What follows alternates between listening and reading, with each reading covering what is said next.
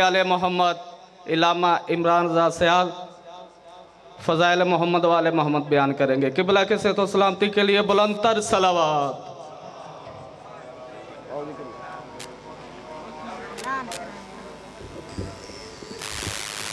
बेटे की ऐलान कर भाई मोनो मैं सैयद अबाला मेरे वाले सैयद एस्किरेंट थे फोते गए चार अबशिरा देख के बिरा करर का मामला लग गई कानी जब पर रही जतीम सैयद मदद का छोड़ा मौला माम हुसैन तो बस।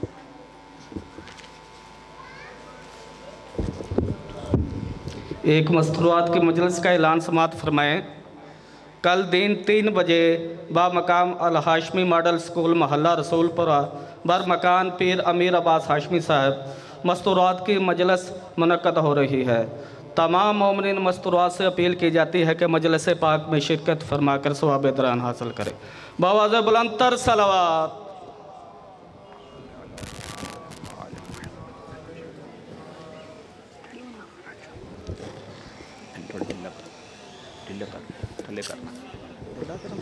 हाँ इंटरले लाया नहीं इस तरह नहीं थले इस राइट और थले का इन ढीला करना है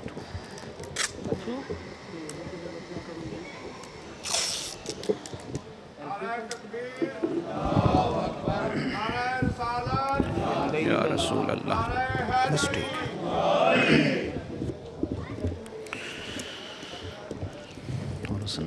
खैरियत अल्हम्दुलिल्लाह। बार मोहम्मद व आले मोहम्मद सलवात मोहम्मद व आले मोहम्मद व अज्जल फरजहुम। माशाअल्लाह माशाअल्लाह ला हौला वला कुव्वता इल्ला बिल्लाहिल अलिय्यिल अज़ीम अर्रहमानिर रहीम सलावत।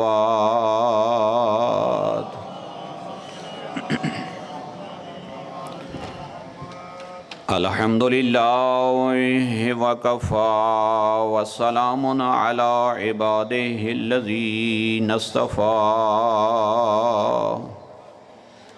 ख़ुसूसन अला ख़ातमिल अंबिया अबिल क़ासिम मुहम्मद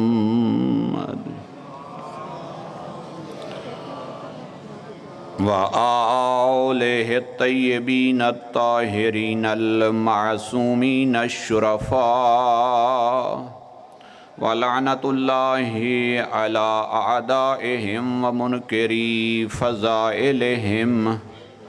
अम्मा बअदु फ़क़द क़ालल्लाहु तबारक व तआला फ़ी किताबिहिल मजीद व फ़ुरक़ानिहिल हमीद। बिस्मिल्लाहिर्रहमानिर्रहीम। इन्नमा युरीदुल्लाहु लियुज़हिबा अन्कुमुर्रिज्सा अहलल बैति व युत्तहिरकुम तत्हीरा।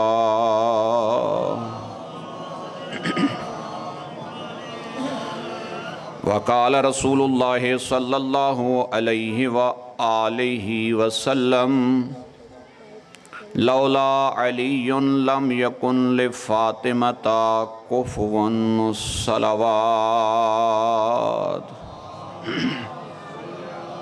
मुहम्मद व आले मुहम्मद। दुआ है करीम खालिक मुहम्मद व आले मुहम्मद के सदक़े में बानियान अज़ा का ये सफ़ अज़ा बिछाया अल्लाह अपने दरबार के अंदर कबूल और मंजूर फरमाए। और जितने मोमिनीन मोमिनात अपने घरों को छोड़कर आराम को तर्क करके इस सफ़ अज़ा पे तशरीफ़ लाए कि रहमत लिल आलमीन को उसकी बेटी का और हसनैन को उनकी माँ का जाकर पुरसा दे आएँ।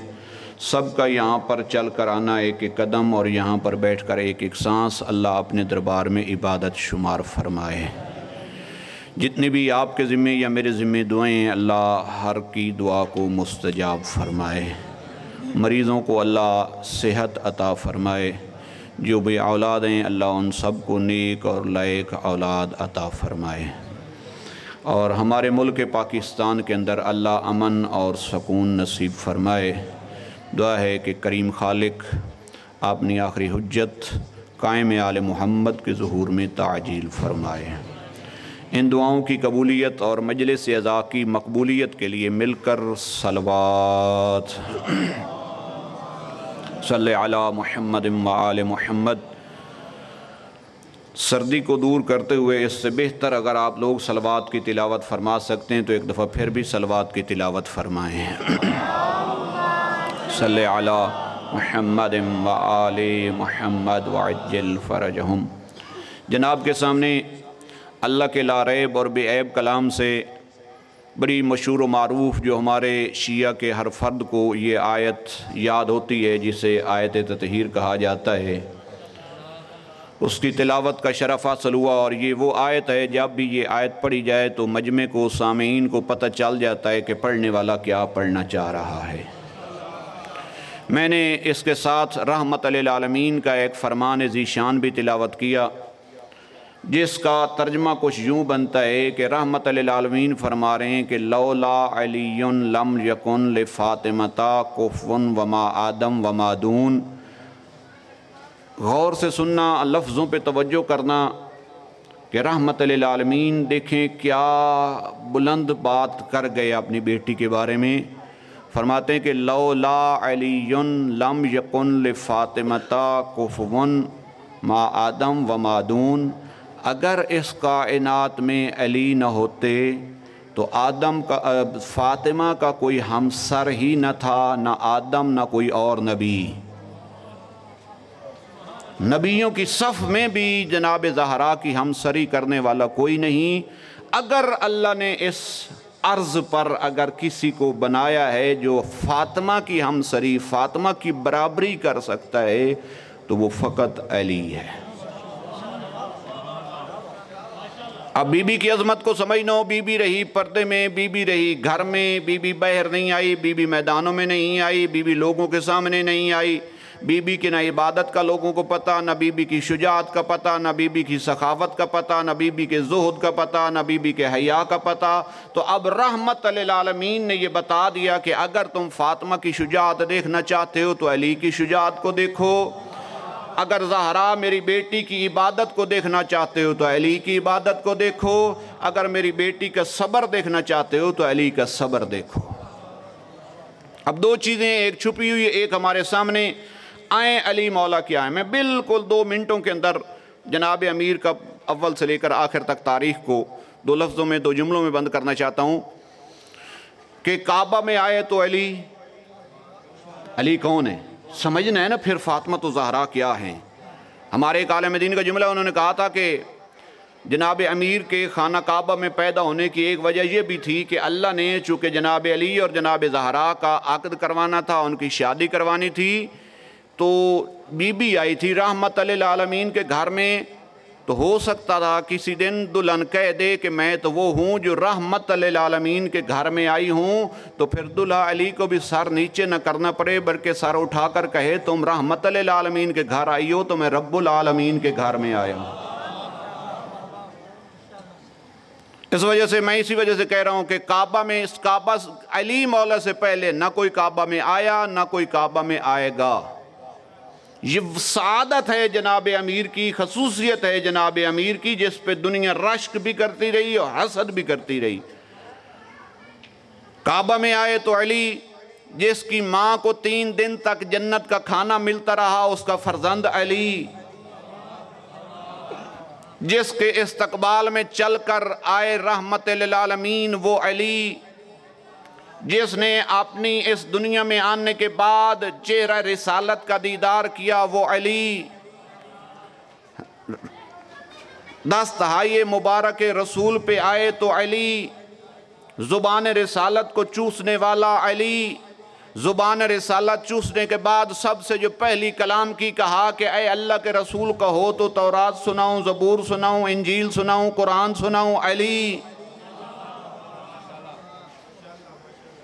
پھر چاہے وہ پتھر تھا یا جھولے کا واقعہ پڑھو یا پتھر کا پڑھو، جناب ابو طالب جب اپنے بیٹے کو لے کر چل کے جا رہے تھے اپنے گھر کی طرف، تو مکہ کے لوگ سامنے آئے، یا علی آپ نے اس بیٹے کو کہاں لے کے جا رہے ہو؟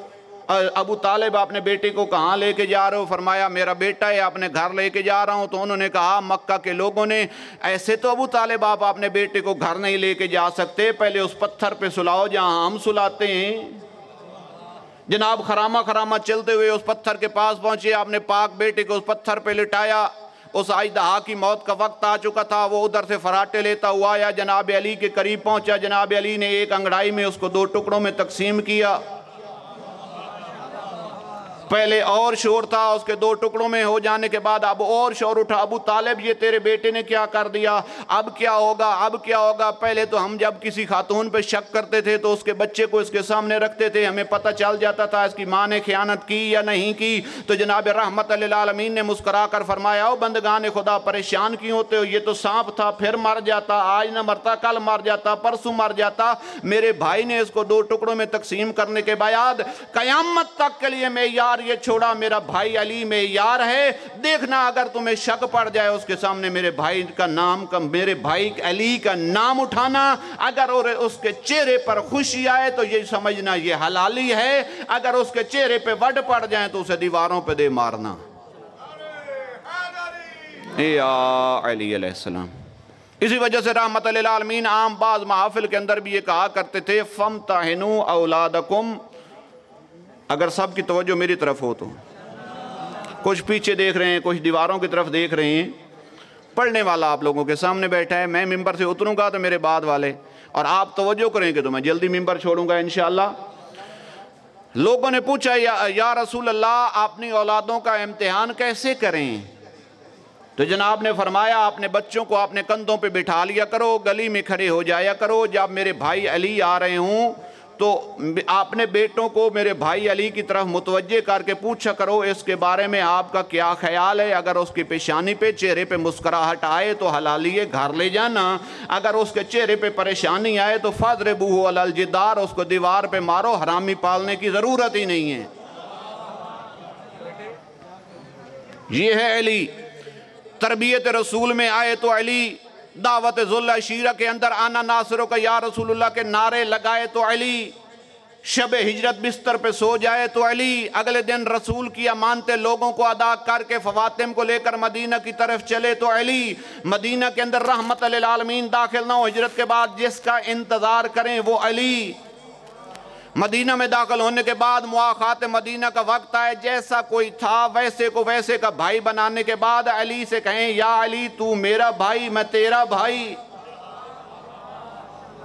پھر جنگوں کا زمانہ آئے تو بدر کا فاتح علی، احد کا فاتح علی، احد کے اندر اگر جبریل کا قصیدہ پڑھے لا فتح الا علی لا سیف الا ذوالفقار تو یہ بھی علی کے لیے، پھر خیبر کا فاتح علی، خندق کا فاتح علی، حنین کا فاتح علی۔ میں مختصر کر رہا ہوں، جملہ اینڈ پہ لے آیا ہوں، یہ سب کچھ ہو گیا جب جنگ ختم، اسلام اپنی فتح کے پہ پہنچ گیا، جب رحمت للعالمین اس دنیا سے چلے گئے تو رسول کو غسل دے علی، کفن دے علی، جنازہ پڑھے علی۔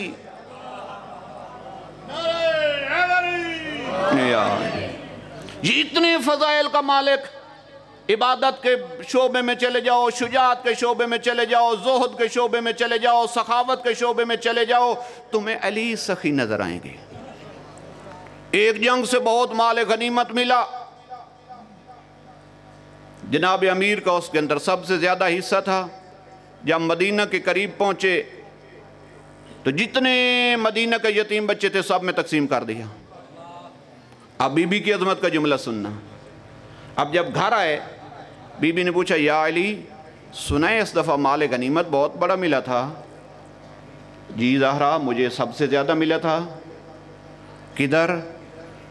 تو جناب امیر نے مسکرا کر فرمایا زہرا اس جنگ میں مسلمان بھی کافی سارے شہید ہو گئے تھے، تو جو ہمارے ساتھی شہید ہو گئے تھے نا، جب ان کے بچوں کو میں نے دیکھا نا قبل اس کی کہ وہ مانگتے، میں نے سارا مال ان میں تقسیم کر دیا۔ یہاں تک تو جناب امیر کا جملہ نا، اگلا جملہ سننا جو بی بی کا ہے، یہاں سے پتہ چلے کتنی سخی ہیں بی بی۔ بی بی نے کیا کہا؟ کریم خالق تیرا شکر ہے ہمارے گھر سے تیری راہ میں خرچ ہوا۔ جی بیویوں کو اپنے شوہر کے فیصلے پہ راضی رہنا چاہیے، اور شوہروں نے انہیں خواہ مخواہ پیسہ نہیں اڑاونا چاہیے، گھر تے بھی لاونا چاہیے۔ جی بندہ بہر سخافتاں دے دریا بھائی رکھے تے گھر والے دے کول سر دی سویٹر ہی کا ہی نہ ہوئے. اس سخاوت سے بھی اسلام نے منع کیا ہے کہ آپ بہر تو 100 سویٹر تقسیم کریں، بے سردیاں ہیں. جو بہر 100 سویٹر تقسیم کر سکتا ہے وہ گھر بھی 2 لے کے دے سکتا ہے. آپ کی اپنی ذمہ داریاں ہیں، ان کی اپنی ذمہ داریاں ہیں. بات یہ کر رہا ہوں سنیں. ایک فرمان اور بھی آپ لوگوں کے سامنے تلاوت کیا، رسول خدا کا فرمان، اس کے بعد میں نے فدق کے 2 جملے آپ لوگوں کے سامنے پیش کرنے ہیں. فدق کا مقدمہ. آج میری محنت بھی سنیں فدق کے بارے میں. آپ لوگوں نے بہت سارے علماء سن رکھے ہوں گے، میری طالب علم انداز میں جو میری تحقیق ہے وہ بھی آج سننا. بتا رہا ہوں کہ رحمت للعالمین فرماتے ہیں الفاطمۃ بضعۃ منی، کہ فاطمہ میرا ٹکڑا ہے. فقط ٹکڑا ہے نہیں، رحمت للعالمین بیان یہ کرنا چاہ رہے ہیں میں رسول ہوں، یہ رسالت کا ٹکڑا، میں صادق ہوں، یہ صداقت کا حصہ، میں امام ہوں، یہ امامت کا حصہ، میں طاہر ہوں، یہ طہارت کا حصہ. ملک صاحب کی آمد پر ایک دفعہ صلوات کی تلاوت فرمائیں. محمد و آل محمد. جناب علی محترم، میں ساری گفتگو روک کے فقط اپنے جوانوں کو یہ بتاؤں فدق ہے کیا. مسائب نہیں پڑھوں گا، چھوڑ دوں گا، میرے بعد بہترین پڑھنے والے ہیں، لیکن فدق کے بارے میں 2 قضیے جو ہیں وہ میں ضرور جناب کے سامنے پیش کروں گا. فدق ہے کیا؟ فدق فقط ایک باغ کا نام نہیں ہے، فدق ایک پورے علاقے کا نام ہے. کب ملا؟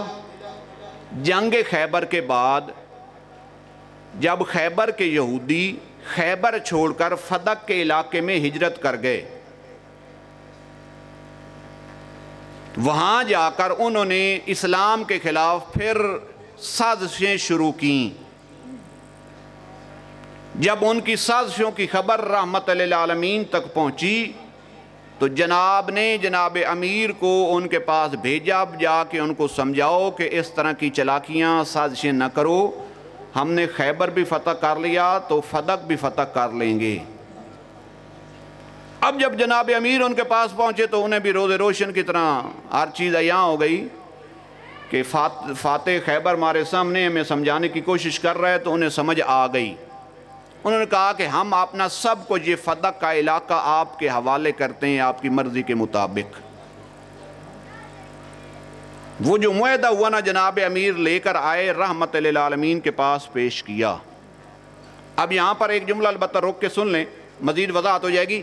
اگر مسلمان کوئی جنگ لڑنے کے بدلے میں جو ملے اسے غنیمت کہتے ہیں. لڑائی کے بدلے میں جو علاقہ فتح اس کو غنیمت، جو چیز ملے وہ غنیمت. جہاں پر لڑائی نہ ہو، مسلمانوں کے سپاہی کا خون پسینہ نہ بہے، بلکہ رعب اسلام سے اگلے تسلیم کر لیں، اس کو فے بولتے ہیں. فدق غنیمت نہیں تھا، فے تھا. جنگ نہیں ہوئی، سمجھانے سے وہ سمجھ گئے. اب وہ سارا معاہدہ جو ہوا رحمت للعالمین کی خدمت میں پیش ہوا، رحمت للعالمین نے اس کی تصدیق کر دی.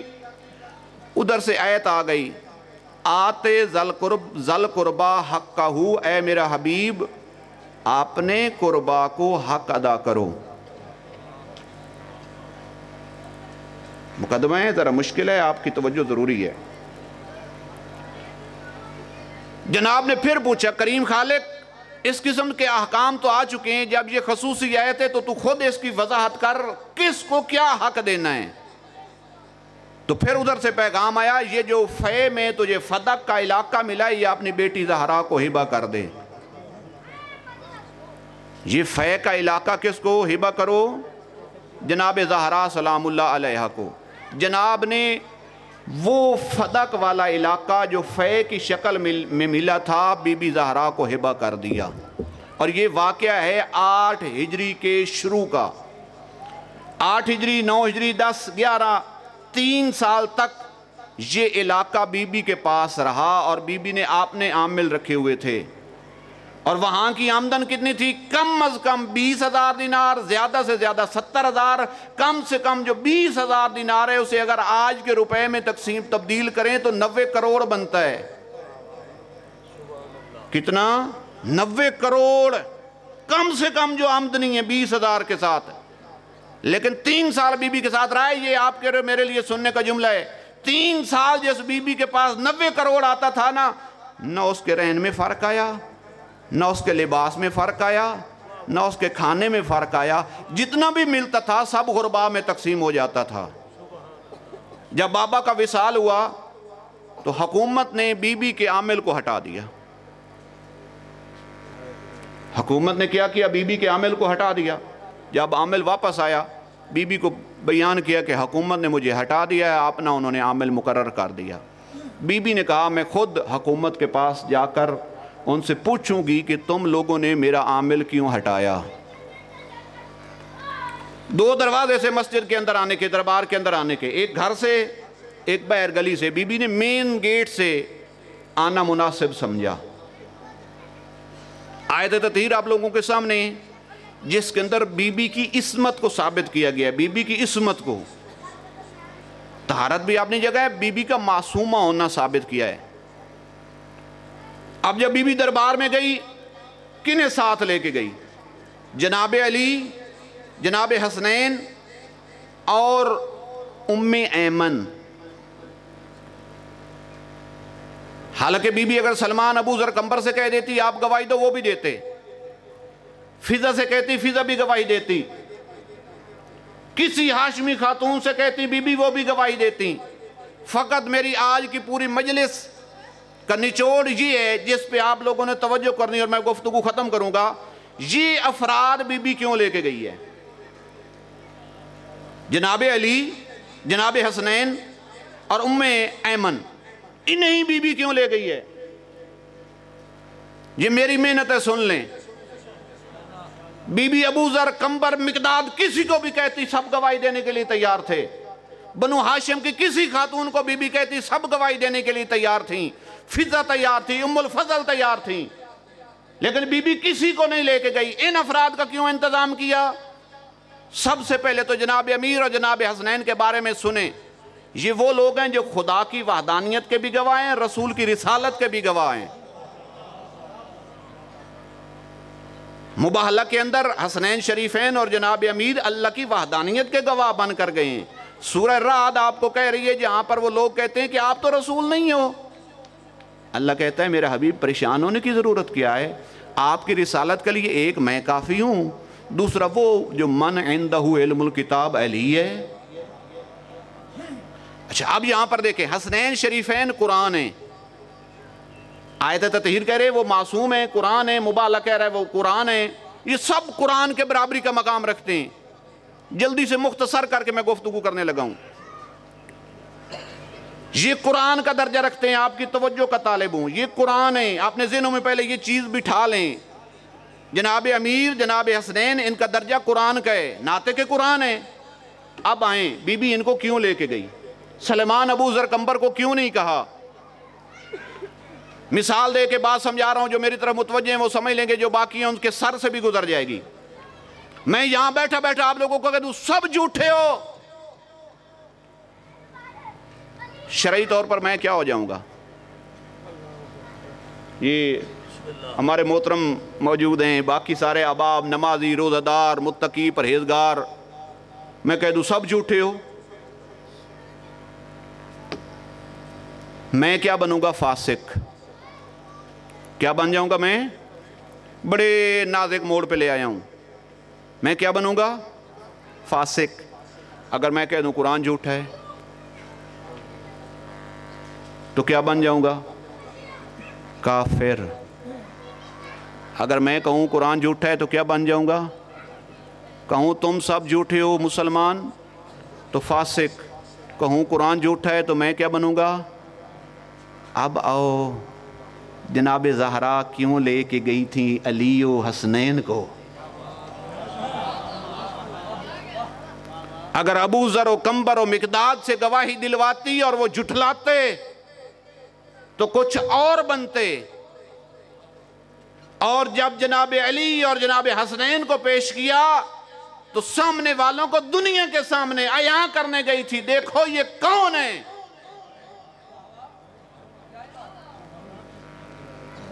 اور اپنی عصمت آیت تطہیر کے ساتھ بی بی کھڑی تھی، آیت تطہیر کا مصداق. بی بی کہہ رہی تھی مجھے تسلیم کرو، میرے دعوے کو تسلیم کرو تو حکومت چھوڑو، مجھے تسلیم کرو تو حکومت چھوڑو. اگلی بات کا لطف لینا، اگر مجھے جھٹلاؤ تو جنت چھوڑو. بی بی نے یوں جکڑا ہے ان کو.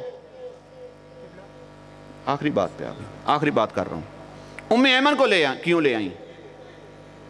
3 افراد کو میں نے بول دیا. ام ایمن کو بی بی کیوں لے کے آئی؟ انہوں نے سامنے والوں نے کہا نہیں آپ کا کوئی حق نہیں ہے، کوئی یہ چیز نہیں ہے، آپ کے گواہ قابل قبول نہیں ہیں. کیوں کہا وہ بعد کی تفصیلات ہیں کبھی پھر صحیح. بی بی نے اپنا دعویٰ بدلا. 2 منٹ میں گفتگو ختم کرنے لگا ہوں. بی بی نے دعویٰ بدلا، اچھا ہبہ نہیں مانتے تو میں اپنے باپ کی وارث ہوں، اگر ہبہ نہیں مانتے تو میں اپنے باپ کی وارث ہوں، لہذا پھر بھی حق میرا بنتا ہے. سامنے والوں نے کہا کہ نحن معاشر الانبیاء، یہ آپ کے بابا کا فرمان ہے، لا نورث ولا نارث ما ترکنا صدقۃ، جو ہم گروہ انبیاء ہوتے ہیں ہم نہ وارث بنتے ہیں نہ وارث بناتے ہیں، جو کچھ ہم چھوڑتے ہیں وہ صدقہ ہوتا ہے. اگر صدقہ ہوتا ہے مانگنے والی صحیح آزادی تھی، دے دیتے، بعد میں فتویٰ لگا لیتے. جو مانگ رہی تھی وہ تو صحیح آزادی تھی، ایسا ہی ہے نا قبلہ؟ جو مانگ رہی تھی وہ صحیح آزادی تھی. تم کہہ رہے ہو کہ جو چھوڑتے ہیں نبی وہ صدقہ ہوتا ہے، وہ مانگ رہی تھی، دے دیتے، بعد میں فتویٰ لگا لیتے. نہیں. اچھا بی بی نے کہا اچھا یہ حدیث آپ لوگوں کو سنائیے، وارث میں نے بننا تھا، سنائی آپ لوگوں کو ہے. پھر بی بی نے کہا اچھا آپ لوگوں کو قرآن، میرے بابا کو قرآن آپ کیا کہہ رہے ہو؟ وارث سلیمان و داؤد، قرآن تو کہہ رہا ہے سلیمان داؤد کا وارث بنا. حضرت زکریا دعا مانگ رہے ہیں کہ میرے اللہ مجھے اپنے دربار سے ایک ایسا بیٹا دے، یارثنی و یارث آل یعقوب، جو میرا بھی وارث ہو اور پوری آل یعقوب کا بھی وارث ہو. قرآن کہہ رہا ہے کہ نبی وارث بنتے ہیں، نبی ورثہ پاتے ہیں. اچھا نہیں مانتے، یہ ام ایمن کیوں لائی ہوں؟ جانتے ہوئے کون ہے؟ ام ایمن کو لے جانے کا فقط ایک مقصد تھا، پریکٹیکلی ثبوت تھا. ام ایمن آپ لوگوں کے بھی معلومات میں، اکثر کی معلومات میں نہیں ہوگا جو نوجوان بیٹھے ہیں، ام ایمن جناب عبداللہ کی کنیز تھی جو رحمت للعالمین کے بابا ہیں. جناب عبداللہ کی کنیز تھی. جب رحمت للعالمین کے بابا اس دنیا سے چلے گئے تو وہ ملکیت اور وراثت میں جناب رحمت للعالمین کو ملی. بی بی نے ام ایمن کو سامنے کھڑا کر کہا، اس سے گواہی دلوا کر کہا نہیں مانتے نبیوں کو وارث نہیں ہوتے تو میرے بابا نے اس کو کیسے ملکیت میں لیا تھا؟ تیسری اور آخری بات، انہوں نے کہا کہ بابا کو کوئی لکھا ہوا ہے تو دے.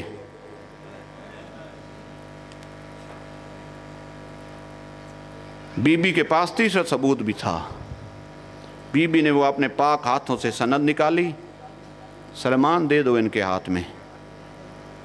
جب سند ان کے ہاتھ میں پہنچی، پڑھنے کے بعد اس کو ٹکڑوں میں تقسیم کرنا شروع کیا،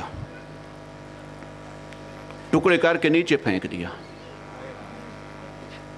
کس کا لکھا ہوا؟ نبی کا لکھا ہوا. جب نیچے پھینک دیا نا، اب یہاں پر فقط ایک عالم کا جملہ نقل کر کے ممبر میں اپنے بھائیوں کے حوالے کر رہا ہوں. ہمارے سندھ سے ایک عالم دین تھے جن کا نام تھا علامہ عبدالحمید چانڈیو. جب وہ دربار کا یہ والا مرحلہ پڑھتے نا کہ انہوں نے سند کے پرزے کیے تو اپنی جیب سے کاغذ نکالتے، ٹکڑے کر کے نیچے پھینک دیتے. خود ممبر سے اتر کر وہ کاغذ کے ٹکڑے چنتے اور پھر روتے ہوئے مجمع سے پوچھتے، عزادارو یہ بتاؤ ان کاغذوں کے چننے پہ مجھے کتنی دیر لگی؟ تو لوگ کہتے قبلہ فقط چند لمحے. قبلہ رو کے یہی کہتے، آپ کہتے ہو نا چند لمحے، انہی چند لمحوں میں زہرا ضعیفہ ہو گئی.